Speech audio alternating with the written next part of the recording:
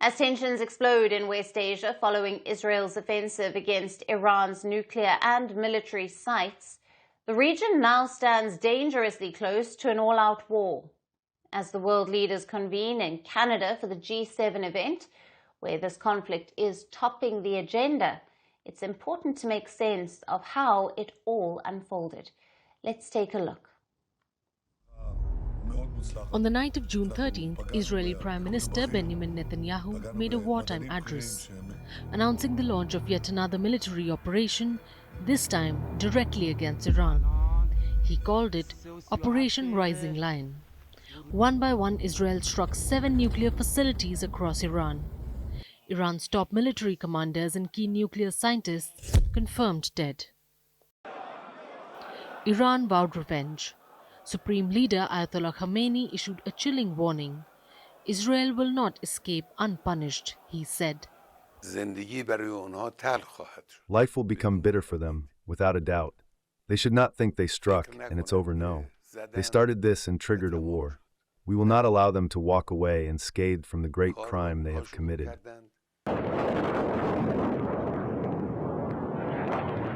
That retribution began within hours. Israel scrambled to intercept at least 100 incoming Iranian drones. Shortly after, Iranian ballistic missiles were exploding across Israeli cities. A stunning breach of Israel's prized Iron Dome air defense system. Iranian missiles lit up Israeli skies, even visible from neighboring Lebanon.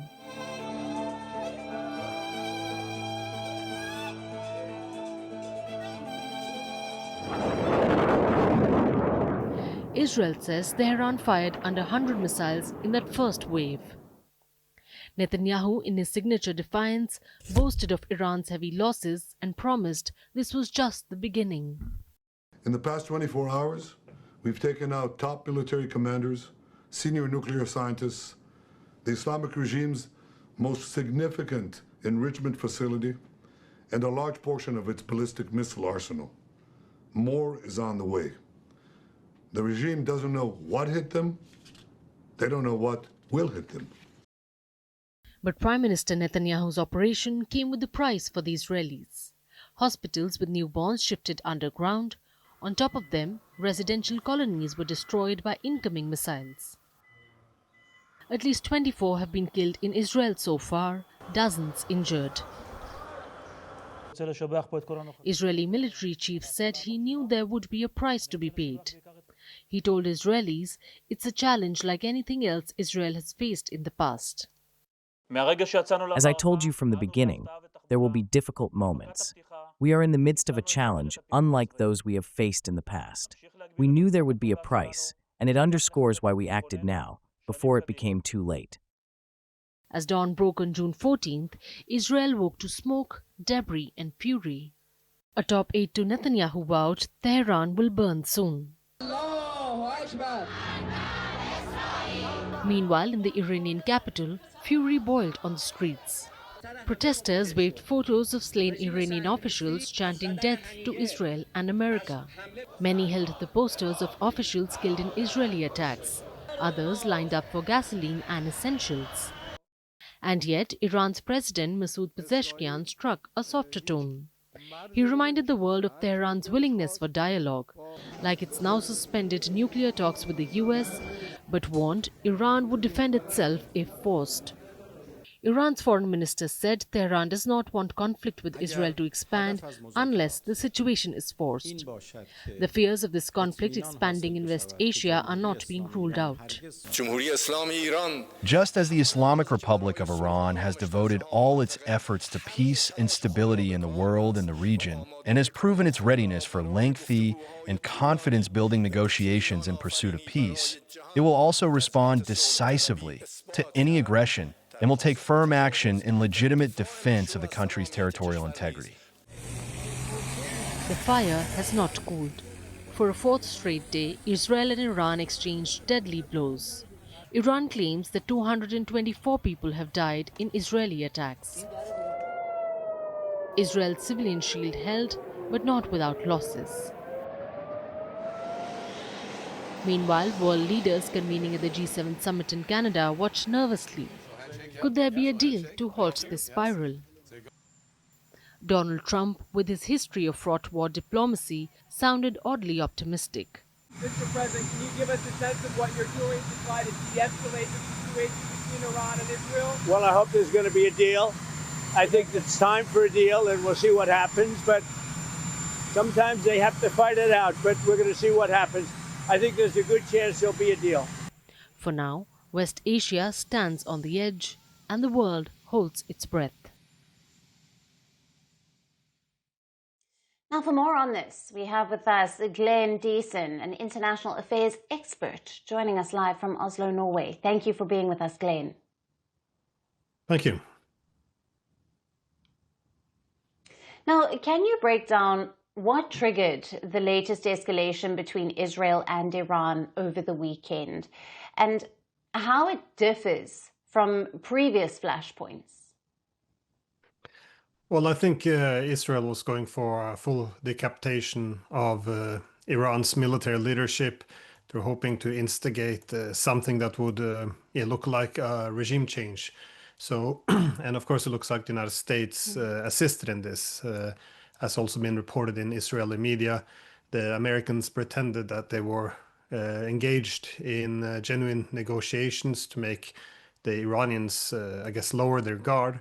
And it's given opening for Israel to strike Iran. So it does appear to be, again, another regime change war.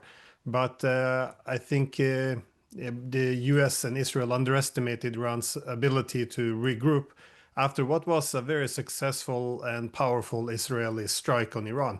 But now, of course, we see Iran being able to launch a very powerful counterattack, which is overwhelming Israel's air defense systems. So we've kind of gone into a bit of a war of attrition now, as both sides have the ability to inflict severe damage on each other. So it remains to be seen how it goes from here. If Iran gets the upper hand, it's unclear what the options are. Then either the United States can step in to save Israel. Israel might consider a nuclear weapon. Otherwise, the Americans might push Iran and Israel to embrace a ceasefire. But it's I think for the moment Israel is aiming to escalate and hoping that United States will step in and then deliver a crushing defeat on Iran. Right. And you have touched on part of this, but what are the potential regional or global repercussions of this weekend's events, particularly in relation to the US involvement, and reactions from Iran's allies? Well, it appears that, I'm assuming that the Chinese and possibly the Russians are sending some weapons to support Iran. Meanwhile, I think it's become evident that many countries are also backing Israel on the other side, that is the United States, Britain, France, Germany, as well as other Western countries. And Iran has warned that countries that assist Israel in this attack, because it was a war of aggression, a surprise attack, they will consider them to be participants.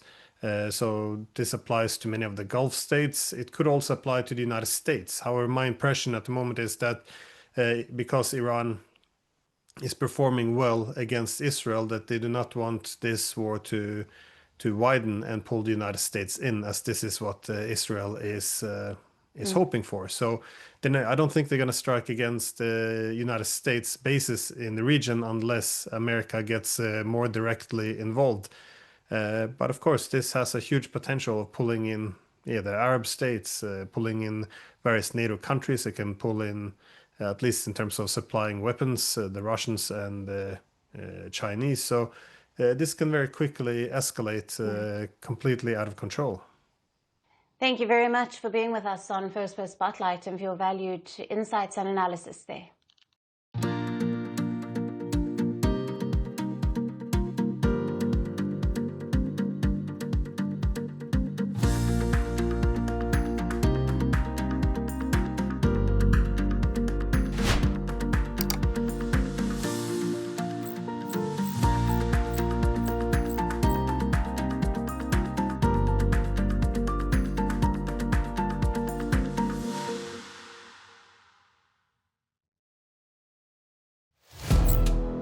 Firstpost now available in 9 languages on YouTube.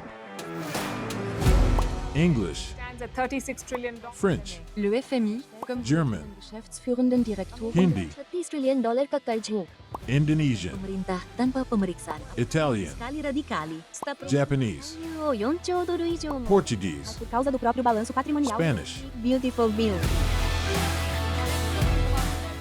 Go to Settings, click on Audio Track and select a language of your choice. Be the first to know what's happening around you in your first language. Firstpost.